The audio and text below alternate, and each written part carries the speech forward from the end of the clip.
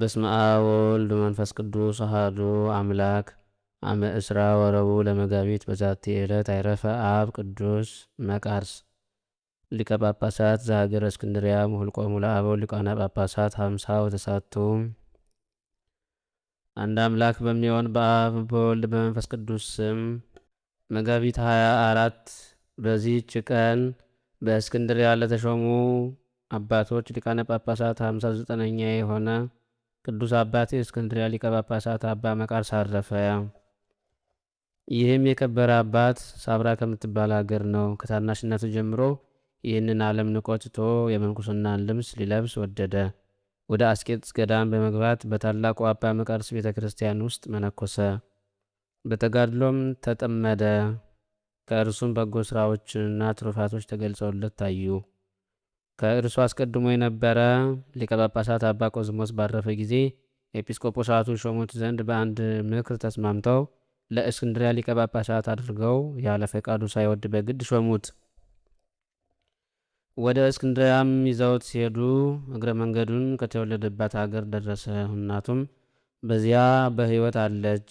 እርሷም የዚህን የኃላፊውን ዓለም ክብር የምትጠላ እግዚአብሔርን የምትፈራ እውነተኛ ሰው ናት። ወደ እርሷም እንደመጣ ስለ እርሱ በሰማች ጊዜ ልትቀበለው አልወጣችም። ነገር ግን እርሱ ራሱ እርሷ ወዳለችበት ቤት ገባ። ተቀምጣም ትፈትል ነበር። በሰላምታ ልትገናኘው ያልተነሳችው ያላወቀችው መስሎት እኔ እገሌ ልጅሽ አይደለሁምን? ለምን ሰላምታ አትሰጭኝም? ወይስ አላወቅሽኝም? አላት። እርሷም እኔስ አውቄሃለሁ፣ ራስህን ያላወቅህ አንተ ነህ። በዚህ በሊቀ ጵጵስና ክብር ሆነህ ከማይህ ሞተህ ተገንዘህ ባይህ በወደድኩ ነበር። ካሁን በፊት የምትጠየቀው በራስህ ኃጢአት ብቻ ነበር። ከዛሬ ጀምሮ ግን በምእመናኑ ሁሉ ኃጢአት ነው ብላ መለሰችለት። ከዚህ በኋላ ሁለቱም በአንድነት አለቀሱ። ይህም እናቱ የተናገረችው ነገር በልቡ አደረ። ስለ ራሱ ድህነትና የምእመናኑንም ነፍሳቸውን ለማዳን መጻሕፍትን በማንበብ በመምከርና በመገሰጽ እያነቃ ሲታገል ኖረ።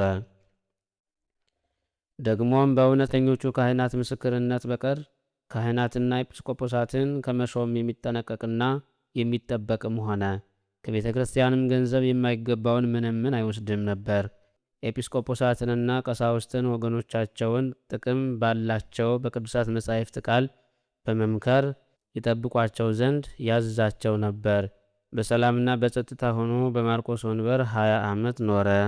በሹመቱም ወራት አብያተ ክርስቲያናት ተቃንተው ተስተካክለው ያለመቋረጥም በጸሎትና በቅዳሴ ተሰርተው አገልግሎት ሲሰጡ ኖሩ። ከዚህም በኋላ በሰላም አረፈ። በጸሎቱም የምትገኝ በረከቱ ከእኛ ጋር ለዘላለሙ ትኑር አሜን።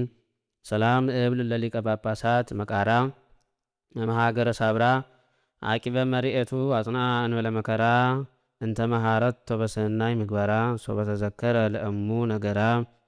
በዚህችም ዕለት ደግሞ አይሁድ በጌታችን ላይ አጽንተው መከሩ።